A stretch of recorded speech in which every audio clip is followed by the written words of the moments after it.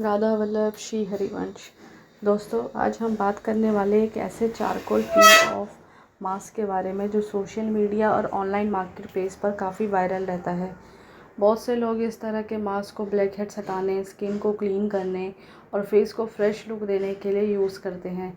लेकिन क्या ये वाकई में उतना इफ़ेक्टिव होता है जितना एड्स में दिखाया जाता है? आज हम इस प्रोडक्ट को डिटेल में समझेंगे। इसके इंग्रेडिएंट्स, इस्तेमाल का तरीका, फ़ायदे, नुकसान, रियलिटी चेक सब कवर करेंगे। सबसे पहले समझते हैं कि चारकोल पील ऑफ मास्क होता क्या है। चारकोल को स्किन केयर इंडस्ट्री में एक ऐसे इंग्रेडिएंट के रूप में प्रमोट किया जाता है जो स्किन की सरफेस पर जमा ऑयल, डर्ट और इम्प्योरिटीज़ को अट्रैक्ट करके रिमूव करने में मदद करता है। इस वजह से ऑयली स्किन वाले लोग इस कैटेगरी को प्रोडक्ट्स में ज़्यादा इंटरेस्ट दिखाते हैं। जब आप इस मास्क को फेस पर लगाते हैं तो ये धीरे धीरे ड्राई होकर एक लेयर बना लेता है। कुछ देर बाद इस लेयर को पील किया जाता है। पीलिंग के दौरान स्किन की अपर सरफेस पर जमा डेड स्किन सेल और कुछ सरफेस लेवल इम्प्योरिटीज़ निकल सकती हैं। इसी प्रोसेस की वजह से लोगों को लगता है कि स्किन ज़्यादा क्लीन और स्मूथ हो गई है। अब बात करते हैं ब्लैक हेड्स की। ब्लैक हेड्स असल में पोर्स के अंदर जमा ऑयल और डेड स्किन का मिक्सचर होते हैं जो हवा के कांटेक्ट में आकर डार्क कलर ले लेता है।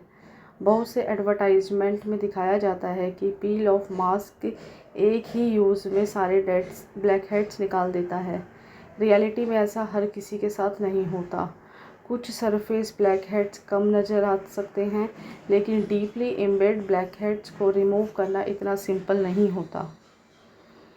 अगर किसी की स्किन ऑयली है और पोर्स विजिबल क्लॉग्ड हैं तो पील ऑफ मास्क टेम्पररी फ्रेशनेस का फील दे सकता है।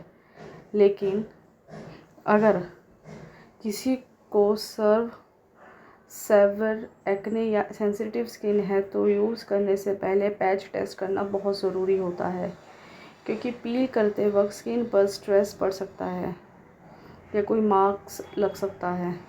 इस प्रोडक्ट को यूज़ करने का सही तरीका भी बहुत इम्पोर्टेंट है। सबसे पहले फेस को अच्छी तरह वॉश करना चाहिए हमें। फेस वॉश करने के बाद स्किन को कम्प्लीटली ड्राई कर लेना चाहिए। फिर मास्क की एक इवन लेयर लगानी चाहिए। आईब्रोज और लिप्स के आसपास लगाने से बचना चाहिए। जब मास्क पूरी तरह ड्राई हो जाए तब धीरे धीरे पील करना चाहिए। कुछ एरियाज़ को हमें थोड़ा सा, जैसा आप थंबनेल पे भी देख सकते हो, आईज़ और लिप्स को, ये वाले एरिया को हमें थोड़ा सा बचाना चाहिए। बहुत लोग जल्दी में मास्क को हाफ ड्राई कंडीशन में ही पील कर देते हैं। इसे प्रोडक्ट प्रॉपर्ली काम नहीं करता और स्किन पर इरिटेशन भी हो सकती है। इसलिए पेशेंस रखना बहुत ज़रूरी होता है। अब सवाल आता है कि क्या पील ऑफ मास्क स्किन को गोरा बनाता है? एड्स में वाइटनिंग या ब्राइटनर स्किन जैसे क्लेम दिखाए जाते हैं। असल में जब डेड स्किन और सरफेस डर्ट रिमूव होती है तो स्किन टेम्परली ब्राइटन नज़र आ सकती है, लेकिन ये परमानेंट स्किन वाइटनिंग सॉल्यूशन नहीं है। एक और कॉमन क्लेम होता है कि डीप क्लीजिंग का मतलब होता है कि पोर्स और स्किन सरफेस के थ्रू क्लींजिंग। पील ऑफ मास्क कुछ हद तक सरफेस क्लीनिंग में हेल्प कर सकता है, लेकिन स्किन केयर एक्सपर्ट्स के मुताबिक रेगुलर क्लींजिंग, सनस्क्रीन और मॉइस्चराइजिंग भी उतने ही ज़रूरी हैं। अगर आप सिर्फ एक मास्क से परफेक्ट स्किन की उम्मीद कर रहे हैं तो ये रियलिस्टिक एक्सपेक्टेशन नहीं होगी। हेल्थी स्किन के लिए कंसिस्टेंट रूटीन की ज़रूरत होती है। चलिए अब बात करते हैं कि बेनिफिट्स की। पहला बेनिफिट है कि इंस्टेंट क्लीन फील देता है। बहुत से यूज़र को मास्क रिमूव करने के बाद स्किन स्मूथर लगती है। दूसरा बेनिफिट है कि temporary reduction in excess oil. तीसरा बेनिफिट है कि फेस थोड़ा फ्रेश और पॉलिश नज़र आ सकता है। चौथा बेनिफिट है कि सेल्फ केयर एक्सपीरियंस, क्योंकि बहुत से लोग स्किन केयर सेशन को रिलैक्सिंग मानते हैं। लेकिन हर प्रोडक्ट के कुछ ड्रॉबैक्स भी होते हैं। सेंसिटिव स्किन वालों को रेडनेस या इरिटेशन हो सकती है। अगर मास्क बहुत स्ट्रॉन्गली चिपकता है तो पील करते वक्त डिस्कम्फर्ट फील हो सकता है। कुछ लोगों को ड्राइनेस भी महसूस हो सकती है, इसलिए मास्क के बाद मॉइस्चराइज़र लगाना अच्छा आइडिया होता है और बहुत ज़रूरी होता है।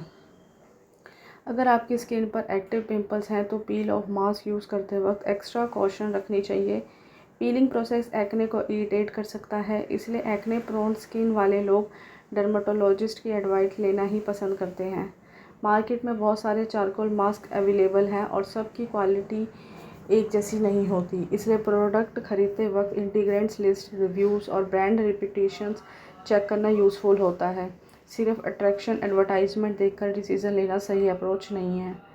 अब एक प्रैक्टिकल एक्सपेक्टेशन सेट करते हैं। अगर आप पहली बार charcoal peel off mask use कर रहे हैं तो आपको एक ही सेशन में ड्रामेटिक ट्रांसफॉर्मेशन देखने को ना मिले। Skin care generally gradually process होता है। कंसिस्टेंसी और प्रॉपर रूटीन ज़्यादा इंपॉर्टेंट होता है।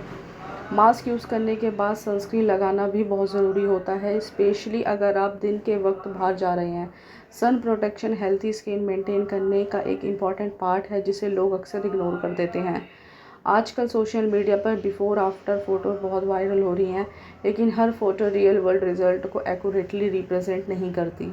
लाइटिंग, कैमरा एंगल और एडिटिंग भी फाइनल अपीयरेंस को इफ़ेक्ट कर सकता है, इसलिए हमेशा रियलिस्टिक एक्सपेक्टेशन के साथ प्रोडक्ट को इवेल्युएट करें। अगर आपकी स्किन नॉर्मल या ऑयली है और आप ओकेजनली डीप क्लीन फीलिंग करना चाहते हैं तो चारकोल पील ऑफ मास्क एक इंटरेस्टिंग ऑप्शन हो सकता है। लेकिन अगर स्किन एक्सट्रीमली सेंसिटिव है तो पहले पैच टेस्ट करना ना भूलें। स्किन केयर में सबसे बड़ा सीक्रेट कोई एक मैजिक प्रोडक्ट नहीं, बल्कि regular cleansing, hydration, balance diet, adequate sleep और सन प्रोटेक्शन है। ये basic habits long term results के लिए बहुत ज़्यादा इंपॉर्टेंट होती है।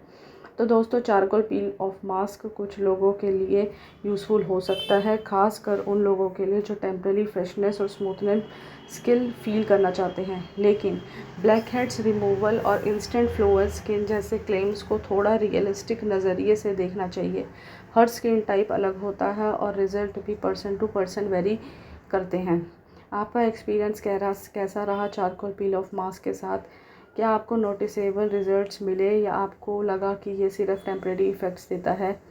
अपनी ओपिनियन शेयर करिए और स्किन केयर से जुड़ी और इंफॉर्मेटिव वीडियोस के लिए जुड़े रहिए।